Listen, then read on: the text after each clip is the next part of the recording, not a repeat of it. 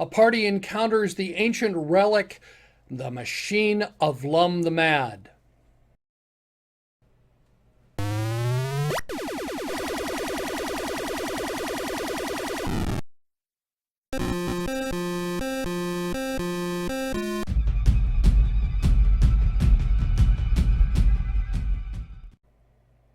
So, what is the machine of Lum the Mad?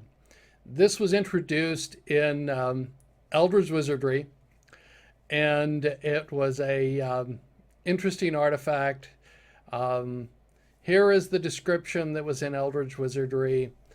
Uh, the it was a powerful artifact that I don't think anybody was ever supposed to find, simply because it is so massively powerful. But the party did. I originally created the dungeon in this using original Dungeons and Dragons, the first three books in Greyhawk, or with that. We were playing AD&D, or first edition, with this a few years after I'd created this.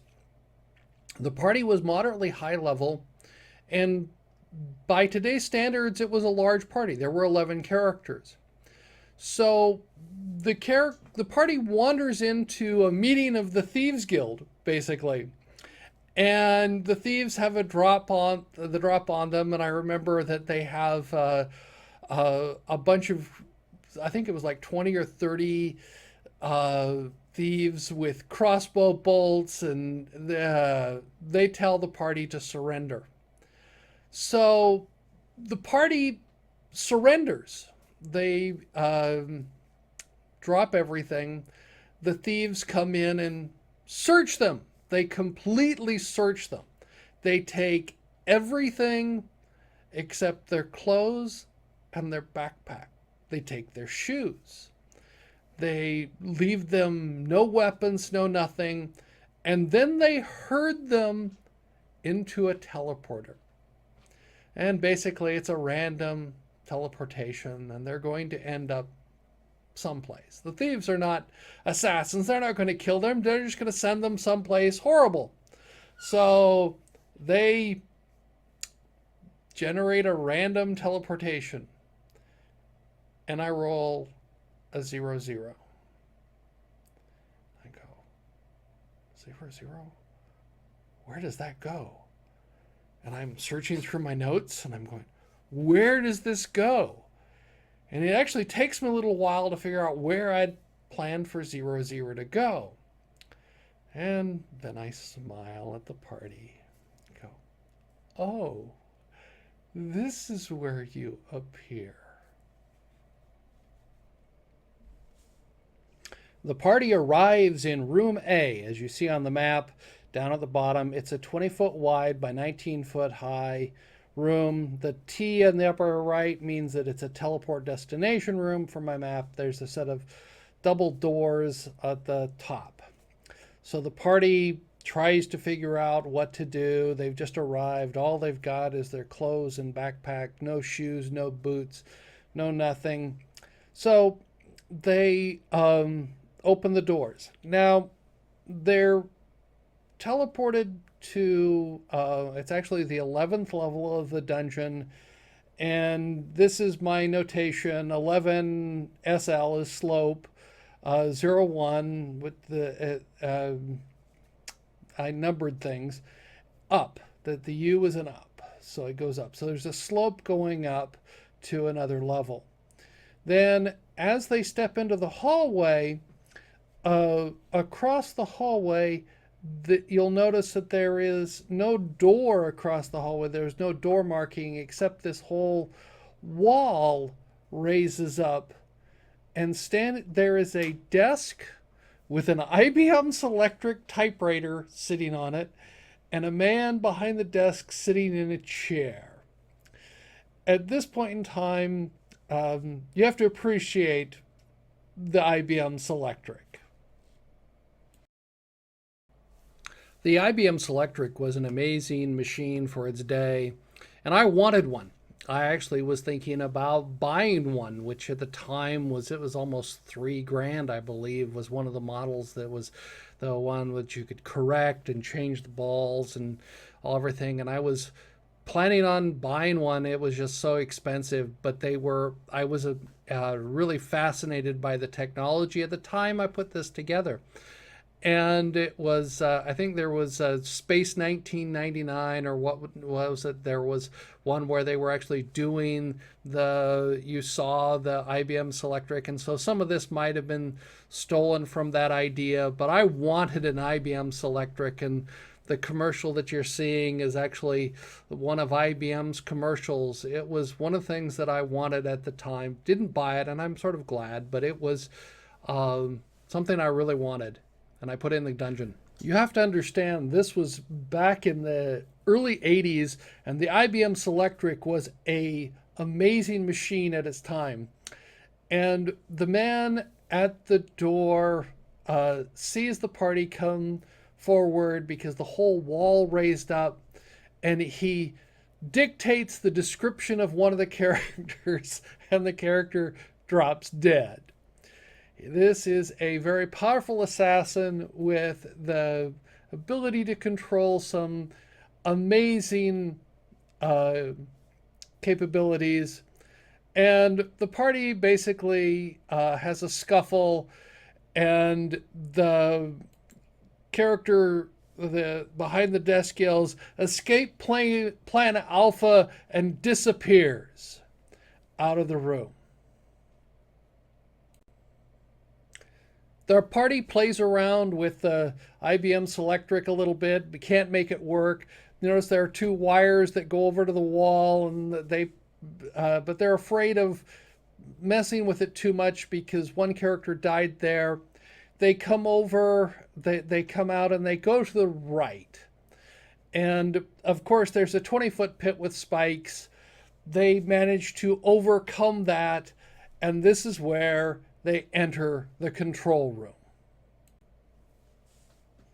The control room is a large 70-foot by 70-foot square room. There are two large banks and a chamber for four that'll hold 4 people. As you see there, there is a staircase going up, and there's a panel of levers and a panel of dials, and then there are one panel is melted, and then some of the levers are the levers that are burnt out and grounded and shorted out.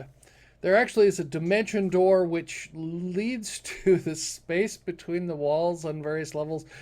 That's in basically not quite death, but it's an interesting. The party actually avoided that one. But they come up to the machine. This is the control room of the machine of Lum the Mad. And they first off try, like a piece of clothing. And I sort of ruled that a piece of clothing isn't durable enough to take the effects of this powerful relic. And it basically destroyed whatever the clothing that they put in there.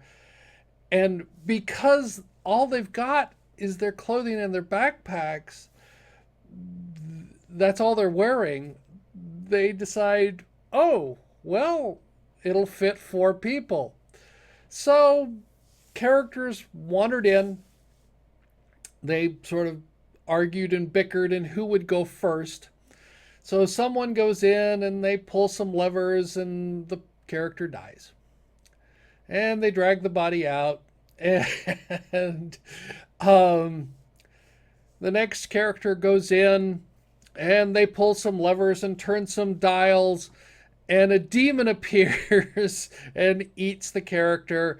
And they manage to pull some more levers and dials, and the demon dies too. Then another character goes in there. I think there were actually 2 characters this time, and they pulled some levers and dials, and instead of just pulling one lever or one dial, which might have had some interesting effects because they would have only had one effect, the party never settled for that. Of course, we pull 3, 4, 5, 6 levers, and the combinations are just fatal, and they kill the 2 party characters. And at this point in time, they decide maybe we ought to leave this alone because they're down to 3 characters left. Um, so they take the corridor um, up to the right, and they wander in to the machine itself. The party wanders into the machine. There's a large depression and docking clamps for basically a spaceship, because this was going to, you could actually eventually connect from this level out to a spaceship, which would take you to either Metamorphosis Alpha or Gamma World. That was part of the insanity at this. I was at this time. There's the large power thing. And so the party wanders around. If you've seen the movie Forbidden Planet, that was the image that I was trying to portray. You have several things that look like they go off to infinity. There's large glowing objects. And I was crudely drew them up, and had this was the idea that was there. So the party is wandering around looking through this when they come to the tetrahedron down at the bottom.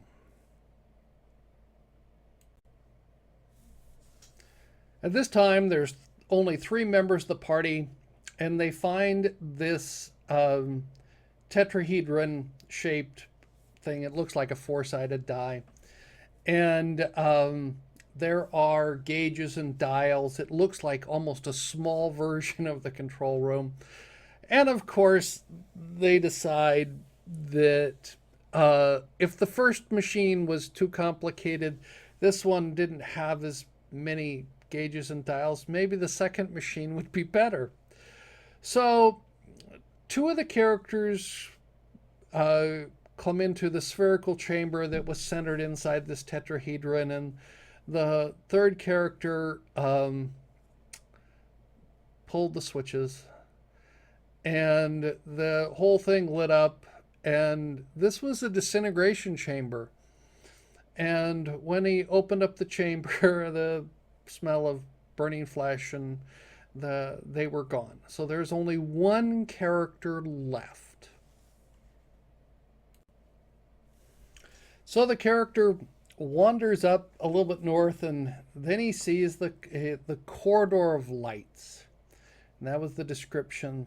The lights start off, and they're glowing lights that surround this tunnel. It's a tunnel of lights that are down there. So the character starts wandering down this 30-foot wide corridor, and he notices that the lights are actually glowing gems. So he starts running down the corridor, and you have to save every 30 feet versus insanity. Anyway, he does it's amazing set of rolls where he's rolling and he is saving and he is saving and he's going farther down. And these are my notes. This was at the very beginning, after you've gone down 70 feet down the corridor. You start seeing 10 gold piece gems, and then it gets to 50 and then 100, and he keeps running down there until he gets to the point where the gems are faceted. They're huge. They're 1 million gold piece gems. 1 million gold piece gems. And he grabs 2 of them because that's all that will fit in his backpack, turns around, closes his eyes, and runs back out the other way. So when I say I am probably the Monty Hall of all DMs, very few dungeon masters can say that somebody actually got out of their dungeon with 2 million gold pieces. But that's not the end of the story. So he then runs out, and through sheer luck, this character was extremely lucky, he manages to actually get out of this dungeon alive with 2 1,000,000 gold piece gems. So he tries to spend them. Well, they're worth more than many kingdoms. So he says, great. He goes to a large city and says, by the time he's got a little bit of gold to just cover some things, and he's hunting for the most skilled gem cutter he can find. And in comes this elderly gem cutter, and he's under secrecy and sworn to secrecy that you'll never tell anybody about this, yes. And the gem cutter, he says, okay, well, you want me to cut a gem? And he says, yes. And he pulls one out and sets it on the table. And the old gem cutter looks at it, looks at him, looks back at the gem, clutches his chest, and falls over from a heart attack. So he goes hunting for another younger, healthier gem cutter. And the other gem cutter comes in and looks at it and looks at it and looks at it and stares into it and gets out, looks at the gem and starts mumbling, the lights, the lights, the lights, the lights, the lights, the lights. And the character realizes that the gem cutter has gone silently mad and cannot handle that. So what does the character do? Well, he goes and gets a mace. He stuffs both 1,000,000 gold piece gems into a backpack and takes a mace to the backpack, smashing up knowing he's only going to have 1/1000th of the value, but he's going to have thousands of gold pieces worth of shards. So, yes, the character destroyed the 1,000,000 gold piece gem and destroyed it. So, but he was the only character to get out after visiting Machine of Lum the Mad. If you like my video, press the thumbs up button. I'd appreciate that. Or if this interests you, you can always subscribe to my channel. There's a button right above. I look forward to hearing some comments. Tell me what you think about this, and I'll try and reply, and we can see if I'll do some more of these. Thank you.